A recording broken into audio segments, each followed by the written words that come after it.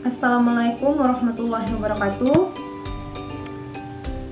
Perkenalkan, nama saya Zerin Miftahur Rahma. Saya adalah salah satu mahasiswa agroteknologi semester 6 Fakultas Pertanian dan Peternakan Universitas Muhammadiyah Bengkulu. Baiklah, di sini saya akan menjelaskan materi tentang kandungan unsur hara pada tanaman alang-alang. Belakang, tanaman alang-alang atau Imperata cylindrica merupakan salah satu tumbuhan rumput yang tidak banyak dikehendaki oleh masyarakat.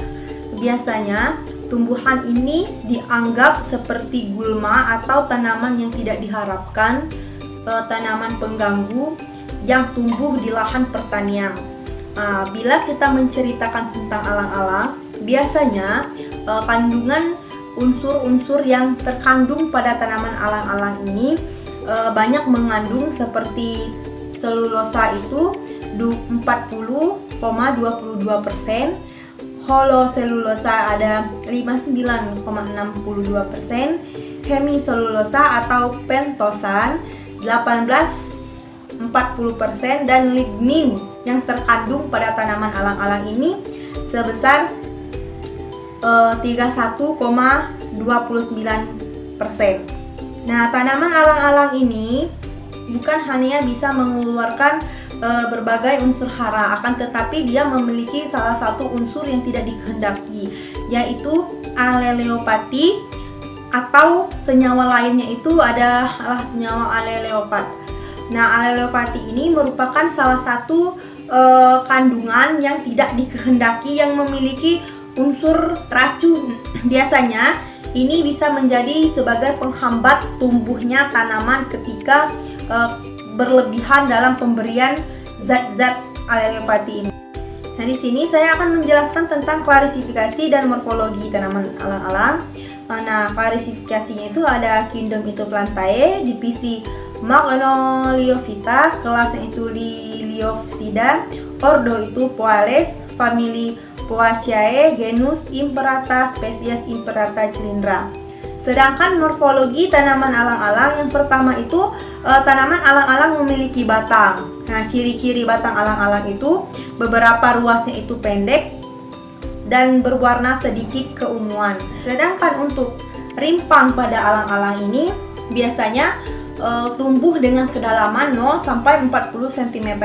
Rimpang ini biasanya tumbuh memanjang dan bercabang-cabang, berwarna sedikit keputihan. Di sini bisa dilihat gambar rimpang alang-alang ini. Selanjutnya itu tentang bunga.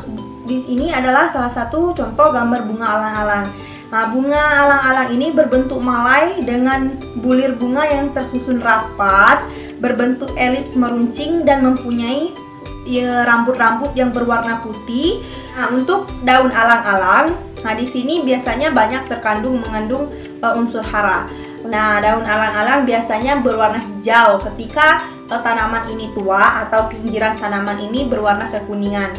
Nah, tumbuhnya itu agak berbentuk bergaris-garis atau lengset, biasanya dengan panjang 12 sampai 80 cm. Nah, untuk diameternya itu kira-kira 5 sampai 18 mm.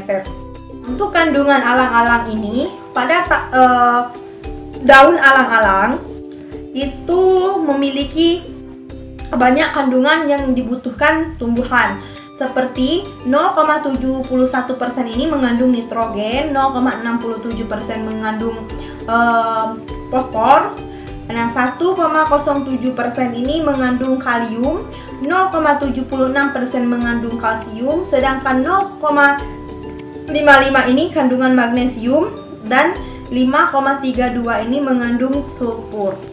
Nah, dalam untuk pemanfaatan daun alang-alang biasanya dijadikan kompos alang-alang. Nah, tentunya dalam pembuatan kompos alang-alang ini kita memerlukan alat dan bahan. Yang pertama itu alat yang dibutuhkan yaitu parang, baskom, plastik, ember, dan timbangan. Nah, sedangkan untuk bahannya itu sendiri dia membutuhkan alang-alang itu sendiri, air, E4, pupuk kandang, dan gula merah. Di sini fungsi gula merah ini sebagai makanan bakteri. Nah, sedangkan untuk cara kerjanya itu, yang pertama itu kita siapkan alat dan bahan yang diperlukan. Yang kedua, kita potong atau cacah daun alang-alang kira-kira berdiameter sekitar 5 cm.